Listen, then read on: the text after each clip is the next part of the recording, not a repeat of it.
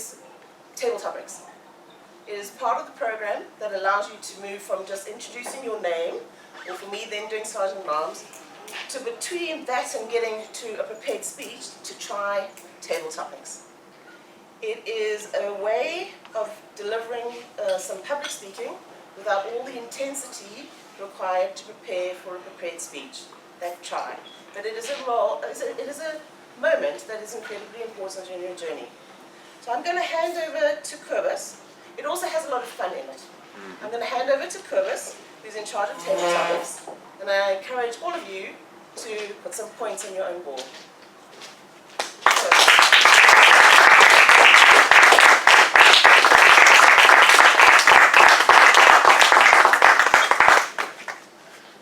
Ladies and gentlemen, Madam Toastmaster spoke about the rats and mice, and this is one of those moments. If you haven't done a speech before, prepared speech, table topics is a very good way for you to get a bit of confidence, to get up here and speak without having to prepare all these long words that you need to speak. I'm going to ask you to be tenacious today, because today you're going to have a bit of a challenge. I've got 16 little sheets of paper here, and each one of them has got a very difficult English word on it. Now, the challenge is a little bit different. I don't expect you to know what the word means. I expect you to tell me what it means to you. How do you interpret that word? So there's no right or wrong answer. Whatever this word makes you think of, that is what you're going to talk about for at least 1 minute and up to 2 minutes. I have quite a few victims here today, so it's good. I will start off with Nandi, because she was the first one to come and say, I'll do table topics today. Please, Nandi, you can come.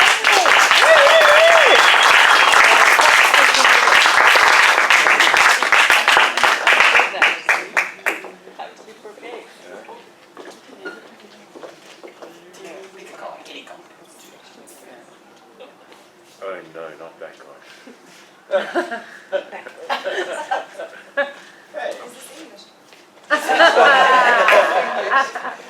So what does this word mean? It could be fictitious, anything. It doesn't have to be the real meaning.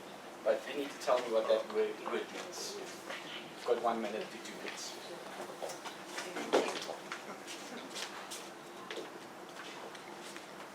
Should I say it? Can you pronounce it? Try and say it. Okay, that's the only thing I can do. I can pronounce the word is tokamak. Tokamak. Oh. Okay, I'm going to look at you now. Okay, the word means nothing to me because absolutely I have no idea what it means. But since I'm here, then I will say something. It sounds like a Chinese place, somewhere in China, maybe in the middle of China. Quite a hectic place with a lot of people, maybe like a market, people selling. When things are half price, maybe in the evening they even get cheaper. To me, that's what comes to my mind when I see it.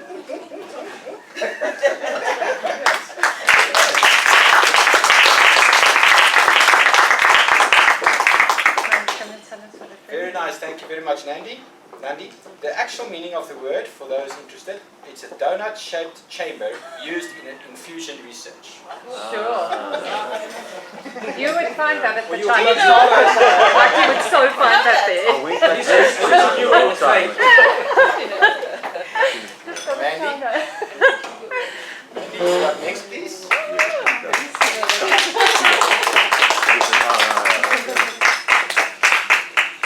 Do not look on my phone here, that's where the definitions are. May Google be with me. Any place. Sure.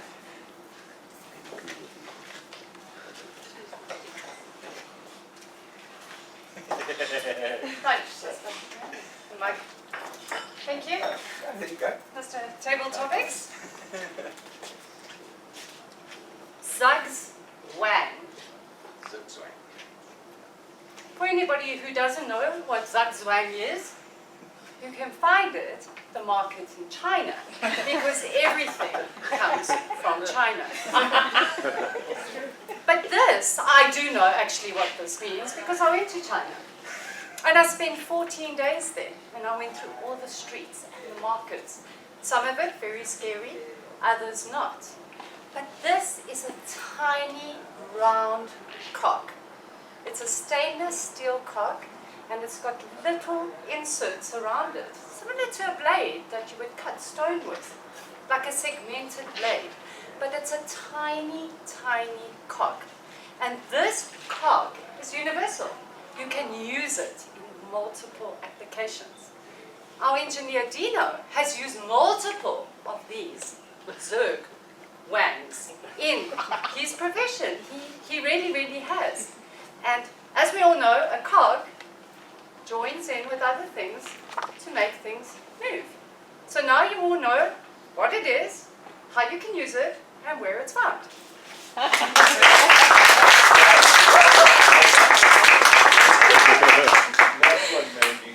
Nice. Nice.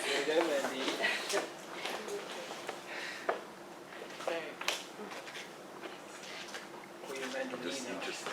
So, here is, well, I wouldn't know if Mandy's definition is actually a real definition or not, because she counted on Dino to give us, to affirm her beliefs. Yep. So it might be right, it might not be right, but Just the terminology. definition that I have for that is, in real life, it's sort of like when you clearly have to say something, but there is nothing you can say which won't make you look like an idiot or a freak.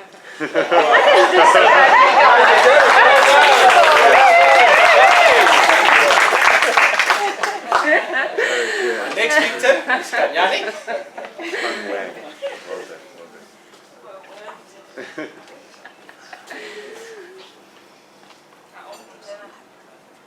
It's up to you.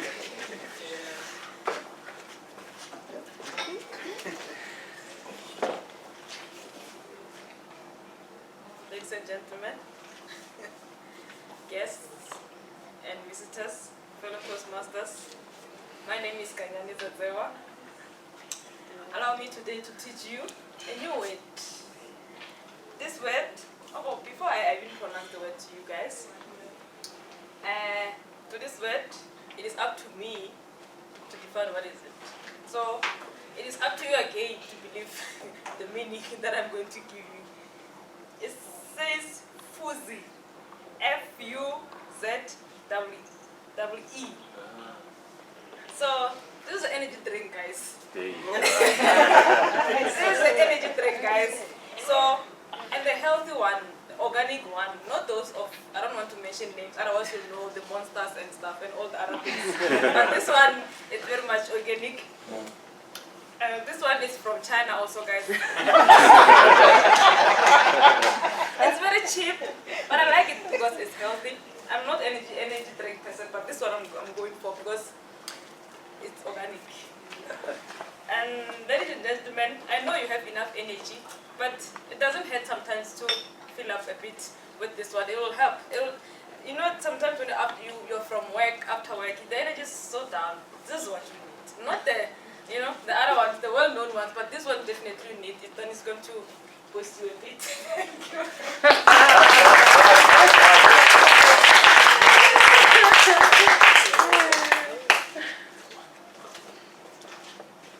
Fusee. A friction match with a large head that will stay alight in the wind. So it's not a floozy. Well done. Michaela, victim number 4. Yeah, nice.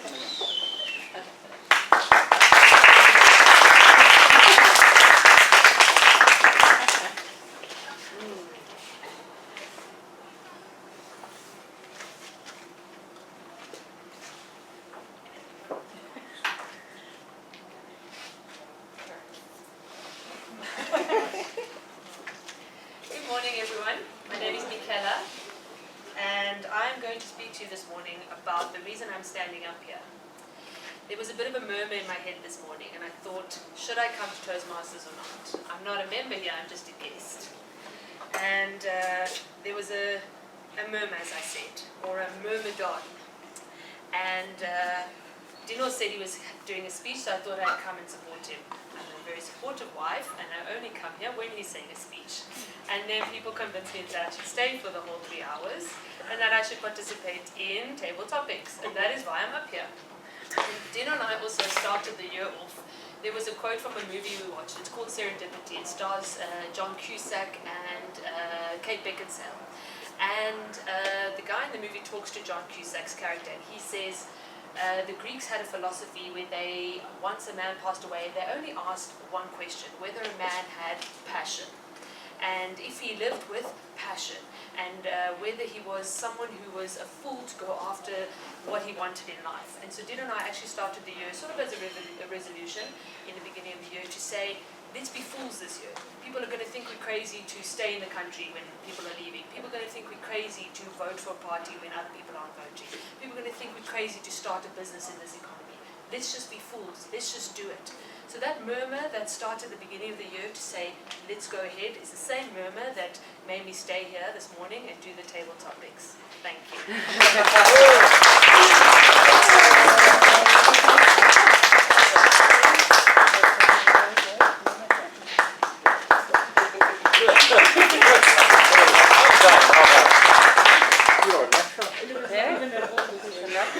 The official definition of myrmidon, a follower who carries out orders without question. I'm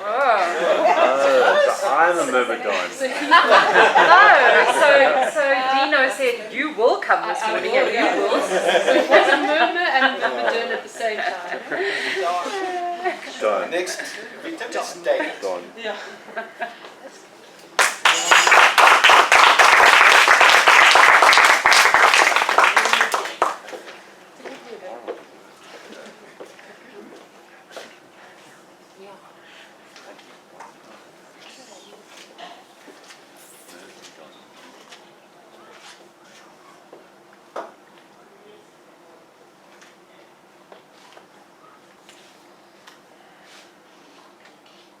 Banzai.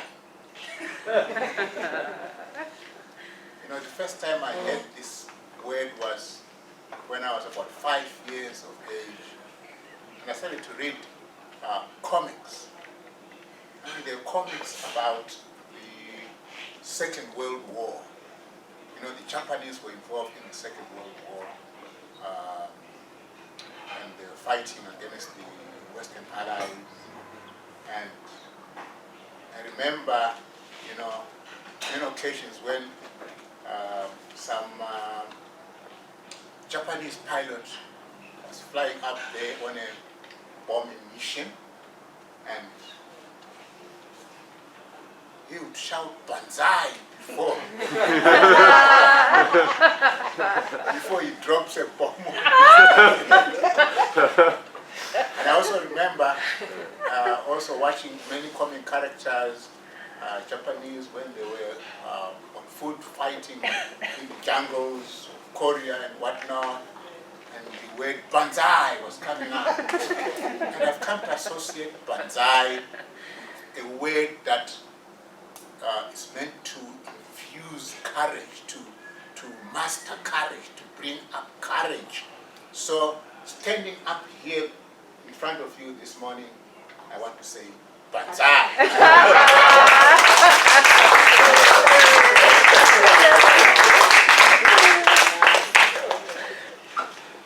So far, David is the only one who's got the definition accurate. Wow. Banzai, a Japanese cheer of enthusiasm or triumph.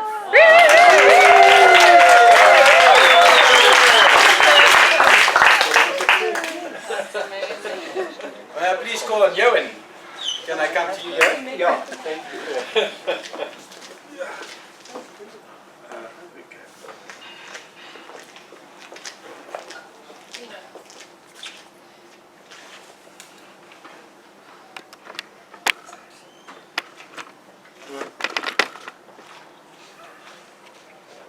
Pyknosis. That sounds rude. I don't think so. Pyknosis. It also sounds Greek. Is that Greek, Michaela? I think the beginning beginning part is the root of it. Big noses. I haven't a clue, but big noses. Let me think about that. I told you this morning, Harold, I do think sometimes, not often. I can see the smoke coming out of your head. Big noses. Well, to pick up something. Oh. Thanks, this is a really difficult one. Just like any word that comes to mind. It doesn't have to be accurate. I know. It isn't going to be accurate. Oh, okay. Just in case you were wondering. No. Big noses. Well, noses. It's like being hypnotized. Yeah. Yeah. It runs with it. Big noses. I'm going to sit down and think some more. Thank you very much, sir.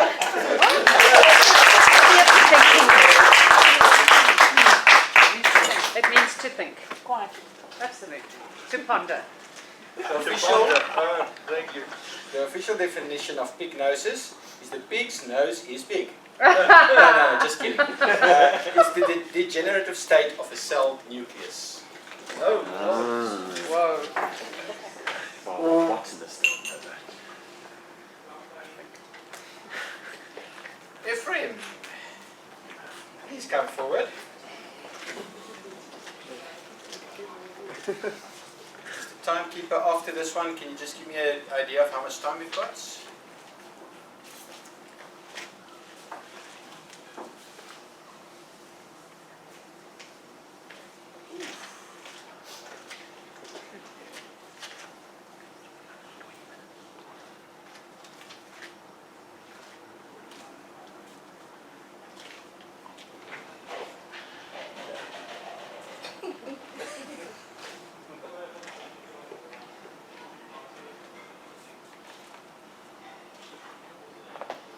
I really felt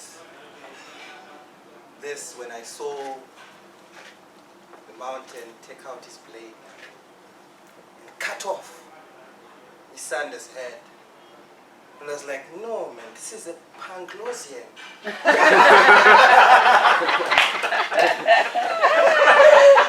that moment, I really felt that I've been passionate following this story since season 1. And now we're at season 8, episode 4, and they are busy throwing Panglossians in our faces. I was really disappointed. Truly disappointed. And when I then saw Daenerys dying and Jon Snow being cast away into the further north, it all showed me that I shouldn't have supported this thing from the beginning. Because it was built by Panglossians.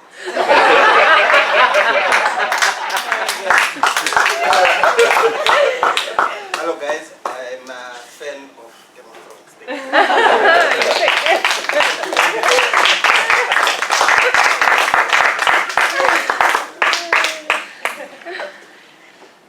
In terms of behavior, you're spot on. In terms of definition, not so much. Panglossian, characterized by or given to extreme optimism, especially in the face of unrelieved hardship or adversity. Very good, yeah. Yes. Read the scenario behind the name. How many more can I take? I don't care. Any No, idea? you're good. No, you can carry on. Time. Lots of 10, time. 10 more minutes if you want. Okay. Victor, please come up and help us out.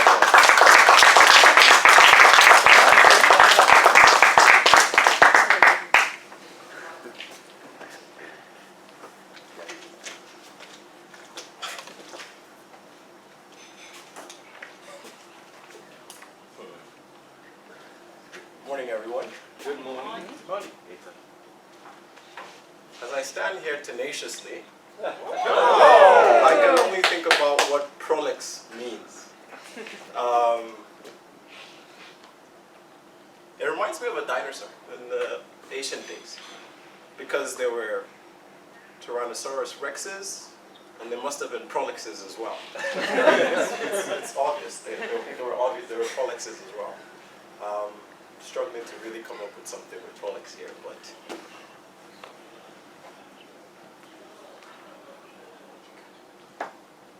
if I don't use dinosaurs, I could use Rolexes, because prolixes also rhyme with Rolexes. That's an easier one.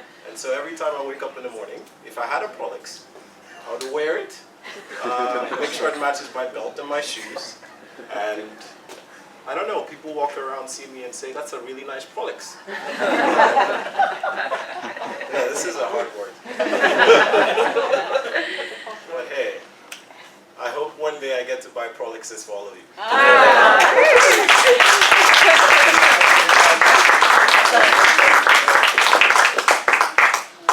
Is it a dinosaur or what? Prolix. Piece of writing or speech of great, boring, and probably unnecessary length. You felt that one because your speech was not boring and not unnecessary length.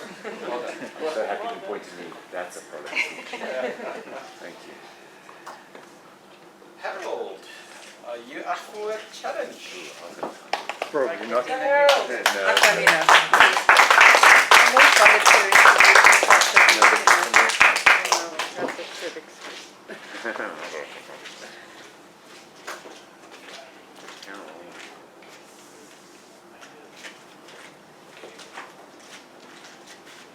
Mr. Table Topics Master, ladies and gentlemen, you know sometimes when you travel and you eat this funny stuff, it goes in and it just somehow doesn't come out. But you take this stuff called soffit. You want to be a little careful though, because if you take too much of it at a time, you can land up in a very embarrassing situation.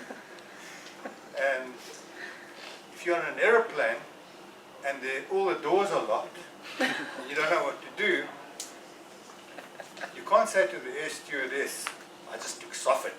They don't know what soffit is. It's a very special medicine that you take for this condition. So you can get it from me, I don't mind. I sell it for a good price. Come and talk to me afterwards for your share of soffit.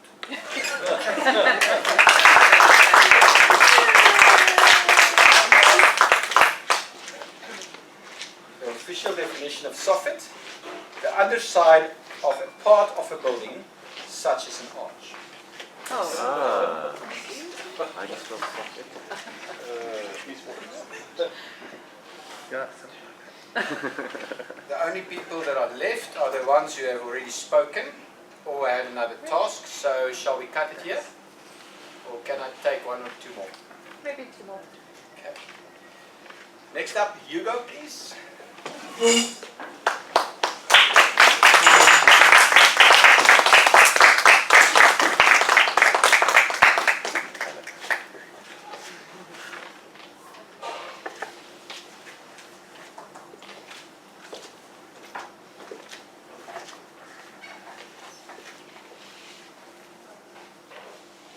Nebbish.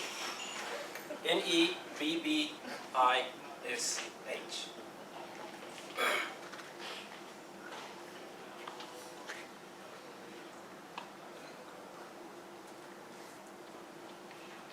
I like to travel. In fact, from a very young age, I've always liked to travel. We were very well off, so my very first trip was only when I was 16, and that was to Durban. But years later, when I started working, I was able to earn myself a little bit of money. I decided that I wanted to go to the Himalayas. And off I went with a few friends. Interestingly, about this part of the Himalayas that we went to was a mini golf course. Right? Now, the idea here, amazing construction, was you'd hit a ball over what was like a wall of sorts, but almost like a natural wall, and try and get the ball into into the hole. Right, there were a number of holes. So I went first, right? Bam, hit the ball. And a call came from the other side. Nebish! Bugger, I've got it. You know, I went a few times. Suffice to say that eventually, when my friends and I did go around, we actually hadn't hit into the hole. We hit the ball into a lady's backyard. So Nebish was the wrong hole. Thank you.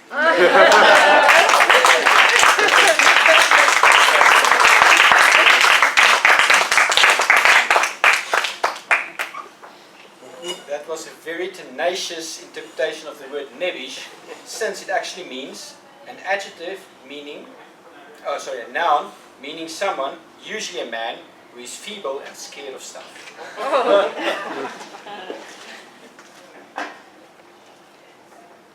Shall I call my last victim, Dino? English major. Yay.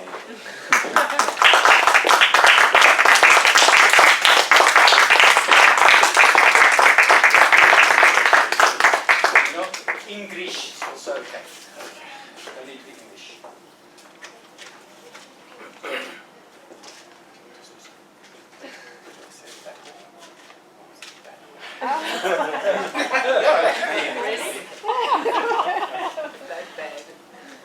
It's bad.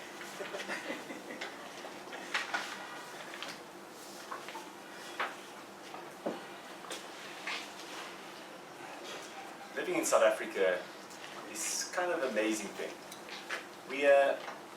I classify myself in this country to be Italian, just because of my background, my heritage, where I was brought up. Every single Saturday I'd go and actually have lunch with my grandmother, whole family affair, like everybody, like a massive table of like grandchildren and family members sitting at the tables, and this massive like family orientated meals, and it was like Italian going around. It was lovely. Then I'm sure you experienced quite a few of those events in Italy. And so it's weird. So I'm Italian, cool.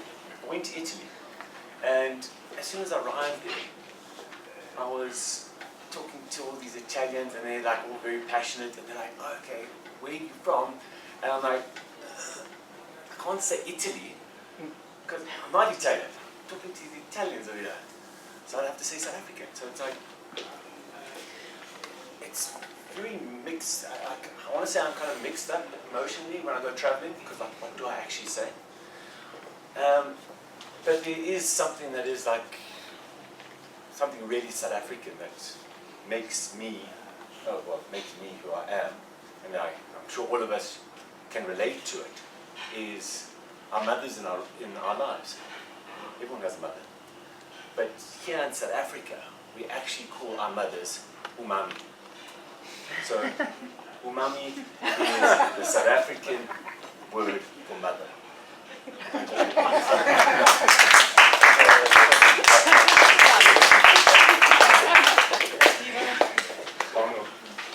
Long journey right there. Very well improvised, very well improvised.